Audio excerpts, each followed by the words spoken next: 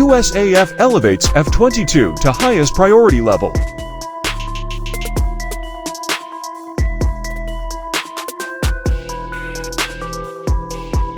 The F-22 is a sensitive topic for the Air Force, which is trying to satisfy competing constituencies that alternately want to divest of current platforms to free up funding for future manned, unmanned aircraft, or which recognize the need for more combat power now.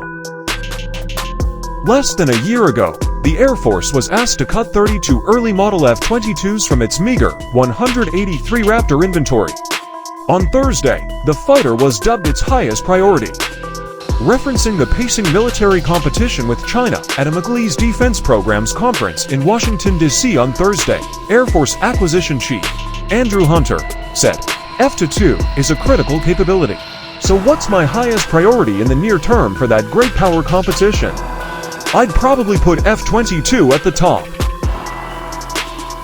Hunter's remarks suggest that the door has opened to keeping and upgrading an unknown number of the older F-22s, which rolled off the Lockheed Martin -0.1% assembly line in the late 1990s and early 2000s, making them young in comparison to much of today's geriatric USAF fleet. An upgrade might reasonably be expected to keep these in service for at least another decade. How many of the aircraft could be updated is not known. Hunter said the Air Force will discuss with Congress the possibility of revamping some non-combat coded Raptors. As Breaking Defense noted, he appeared to suggest that some unspecified funding could be used to modernize other Raptors in the fleet.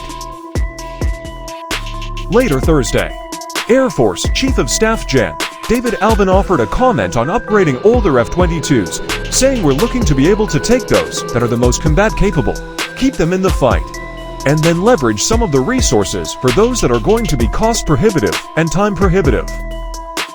Exactly which F-22s Alvin was referencing was not clear, but his comment suggests that he may be looking to older, combat-coded Raptors, which have not received a full slate of updates as part of a 2021 contract awarded to Lockheed Martin to modernize much of the fleet.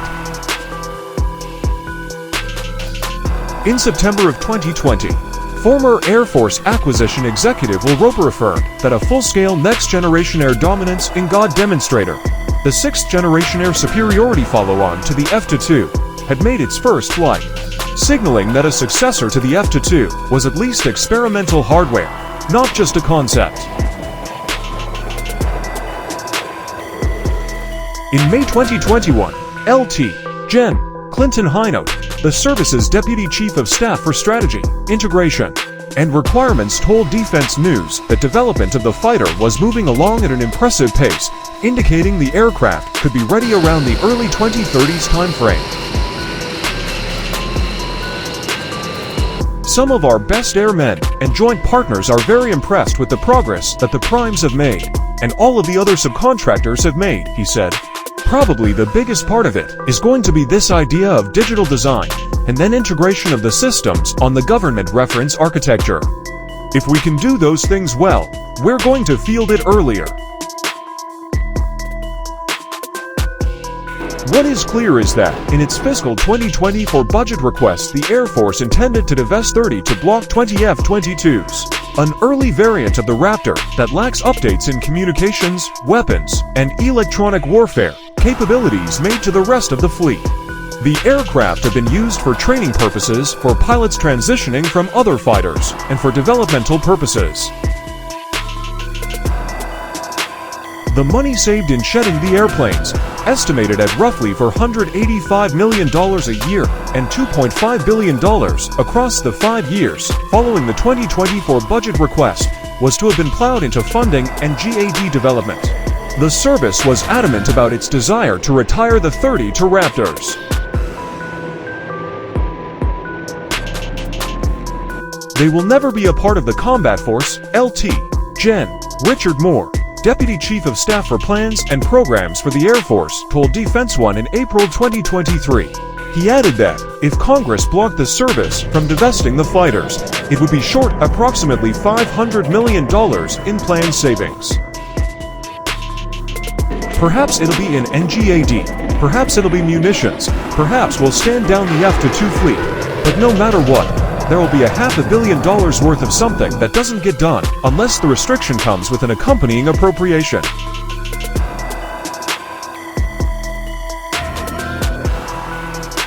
Congress did block the divestment, and no accompanying appropriation was forthcoming.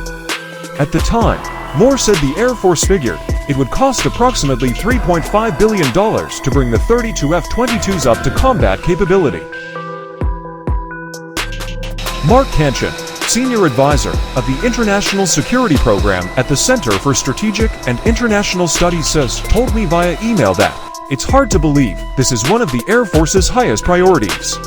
I think the B-21 and Sentinel are higher priority. Retiring F-22s early and investing in upgrades is consistent with the Air Force vision of divest to invest, Kanchan added.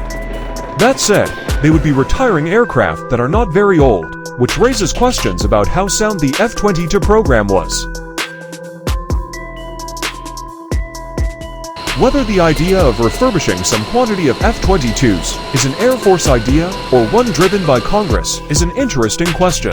However, Hunter's assertion the Raptor is a top near-term priority reflects some comments he made last September during the Air and Space Forces Association AFA Annual Air, Space, and Cyber Conference. The rock and the hard place between which the Air Force currently sits is the result of chronic underfunding, Deptula points out.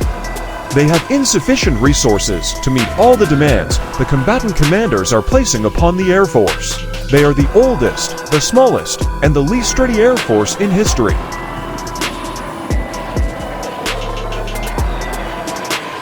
Air and Space Forces magazine reported that an Air Force reoptimization review announced at AFA was expected to conclude in January and shift from an analysis of alternatives to execution of recommended changes.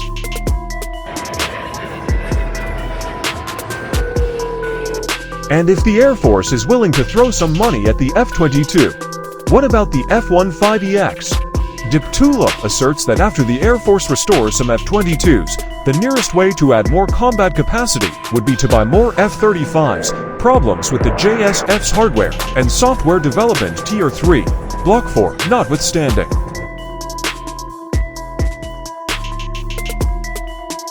In that light, it's no surprise that the once past its prime F-22 is now Andrew Hunter's highest priority.